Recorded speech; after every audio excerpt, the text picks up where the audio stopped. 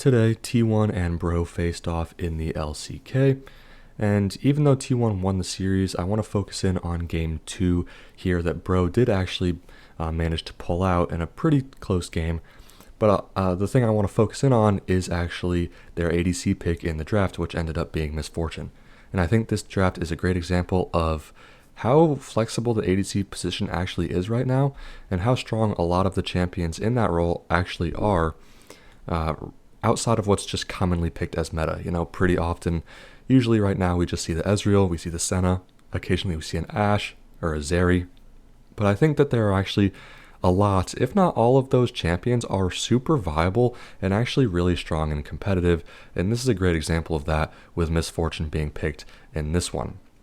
The only thing that I would like to have seen from Bro to do better is actually play around the Miss Fortune, because she's one of those champions that actually has a very specific kind of team fight style in that really big AoE presence with her ult that can be played around really effectively and comboed with if done properly in draft, which they didn't really take advantage of. Either way, it's still nice to see new refreshing picks, and I hope that maybe Miss Fortune and some other ADCs will come back into meta shortly. So jumping on in, Bro first pick Sejuani. This is pretty common nowadays. I'm not a particularly huge fan of the pick, but pro teams seem to think that she is the strongest tank frontline jungle option. She's also considered very strong because she's AP damage, and she combos well with most meta mid laners who are currently AD marksmen, like the Tristana, the Corki, the Lucian, the Ezreal, and things of that nature. So strong first pick there in the eyes of the meta.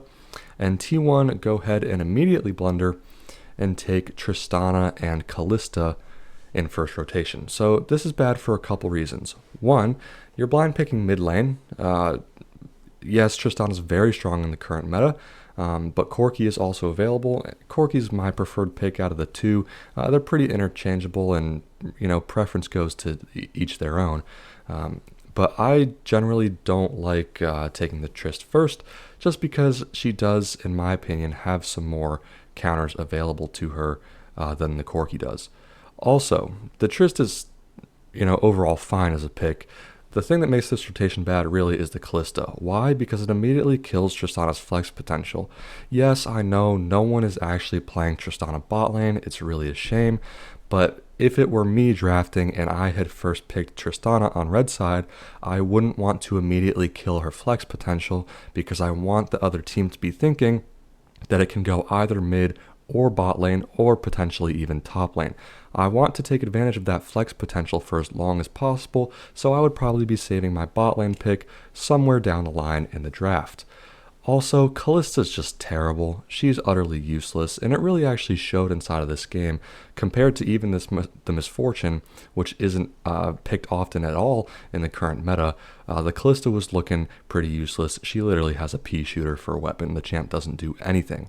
So already T1 have countering themes in their comp. We have Tristana, who wants to scale really hard and play team fights because she does really well with base levels. The more levels she gets, the higher range she gets. She also just scales really well with items and stats like that. So she wants to have at least 3 items before she really starts team fighting really strongly. And this couldn't be more opposite to Kalista, where you want to spike on 1 or 2 items with your Bork and your Ginsus and fight really strongly around the 15 to 20 minute mark in short range, kind of really scrappy skirmishes.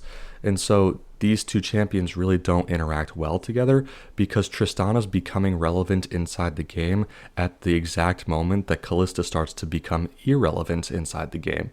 And so the champions just have two completely differing playstyles, and they're going to have a really hard time kind of planning around that, not only for the rest of the draft, but actually inside the game in terms of communication and which lane to play for.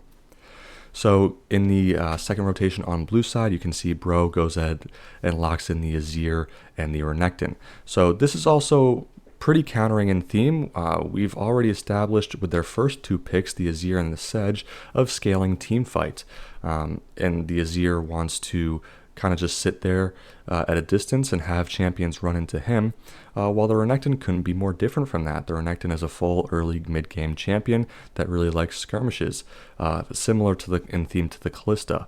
And so again, similar to T1's blundered rotation, the Azir and the Renekton are going to have a really hard time functioning together, because Azir, like the Tristana, wants to scale up, usually get 3 items power spike, and just play pretty basic front to back team fight. Whereas Renekton spikes around the 1 and 2 items around 20 minutes and wants to play really scrappy short range skirmishes. So these two champions just don't mesh well together. They're going to have a really hard time playing the game and executing and being on the same page. Since they first picked Sejuani, I would have liked to have seen them just go for more of a tanky-oriented top laner, or at least a scaling-oriented top laner if they really wanted to blind pick top, which isn't necessary here. But since they picked Sejuani and Azir, two scaling-oriented champions, they wanted to keep along that same pathway with something in the top lane there, which the Renekton does not do. So that's definitely going to struggle inside of the game. It's definitely not as bad as the Kalista pick, in my opinion. Renekton does have some potential in some games. He's not an Omegalodon useless champion. He's just somewhat useless, and definitely better than the Kalista at the very least.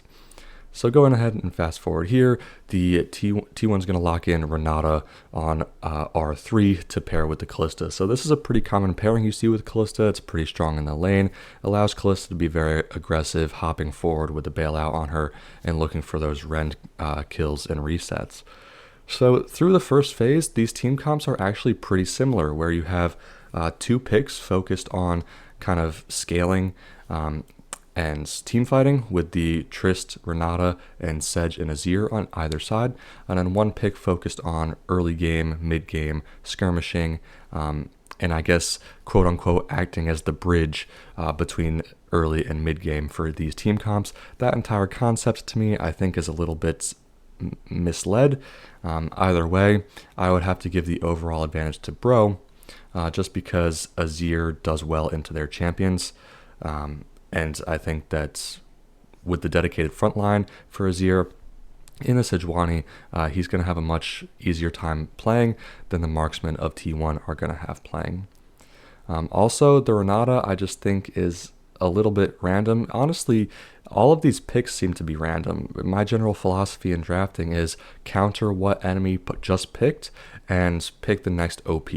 So if the enemy team, if I was T1 this game, enemy team first picked Sejuani, I would counter pick jungle, and then I would pick the next OP, meaning that I would pick something that I think is strong into Sejuani. In that case, it would probably be something that just outpaces her and outscales her, like the Zyra or the Brand or the Karthus, probably one of those 3 picks. And then I would take my choice of mid laners, who I think is more OP out of Tristana and Corki, and that would be my rotation. And then the same thing would happen on the other side, where they counter what I just picked and pick the next OP. And it's just kind of, optimal drafting is just kind of a continuance of that trajectory, where you're also trying to weave in a comp identity for yourself while also theme countering what the enemy team is picking as well. And so if that's really done properly, it creates a pretty even atmosphere where you're entering the game on more even playing field, and it makes the game come down to the better team winning and executing more effectively on their champion picks. So often nowadays do we see draft diffs so high you can pretty much tell who's going to win the game before it even starts, and it doesn't enter the teams on even playing fields. And optimal drafting, that's precisely what it does. Anyways, moving on, T1 go ahead and R4 the Cassante. What a surprise. This is really the only top laner that we see picked these days is the Cassante. And honestly, the more I see it, I think the more overrated it is. It's strong. It has its moments for sure, but there are so many better options. If you want to pick a tank in the top lane, your options should be Ornn, Malphite, and Cho'Gath, in my opinion. Those 3 champions are really, really strong. And offer much more than the Cassante ever does. Just think about what the Cassante is going to do into the lockdown of a Sejuani and the range and mobility of an Azir, he's just going to have a really hard time playing the game. And again, he just seems like a random pick. He doesn't really mesh well with the rest of the team comp. Bro round out with Miss Fortune and Rel. So this is where I think it's a really cool thing to see a new pick in the bot lane that we haven't seen in a long time. Miss Fortune, to my knowledge, also does pretty well into the Kalista. I just would have liked to see a support pick that also does well into the Kalista and the Renata in lane, rather than the Rel. With this pick, they pretty much self-countered themselves. Rel does terribly into Renata and is going to have a really hard time getting on top of the Kalista and locking her down, as well as this Tristana, who can either R her away or just buffer all of Rel's engage altogether. So the Rel, while always an overrated and bad pick in my opinion, is especially not great this game. That being said, the Miss Fortune, I really enjoy seeing. Again, her big things are, that big AoE teamfight ultimate, which really can do a whole heck of a lot of damage. Like I said at the beginning of the video, however, when people pick Miss Fortune, I really want their whole team to be structured around that teamfight ult. So if I were Bro this game and I were planning on picking Miss Fortune, I would have planned drafts or desired picks that fit alongside that. Mainly being a jungle Amumu and another tank in the top lane with CC lockdown, so we can really layer those ultimates and pretty much just have an insane teamfight comp that the enemy team can't really play against. Obviously that didn't happen, and the Miss Fortune is kind of just stuck in as a random pick, as a placeholder maybe. But I think it's a good start in seeing that, hey, these ADC champions are actually quite strong, a lot of them, and hopefully we can see more Miss Fortune and more of an expansion of the ADC pool, because most, if not all of them, are actually very strong and very playable and competitive. Again, I'll just touch on it again. The Rel, I don't like at all.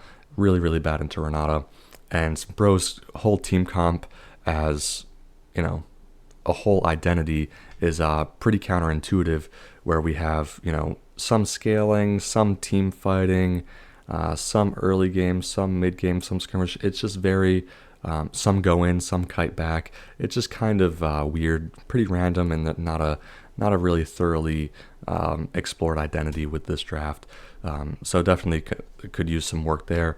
And then T1, go ahead and R5. Who's it going to be? Is it Brand? It is going to be Brand, heading into the jungle. And like I said earlier in the video, that is one of my desired picks into Sejuani, just picking one of those strong AP junglers that really clears fast, that's going to be able to outpace her the entire game.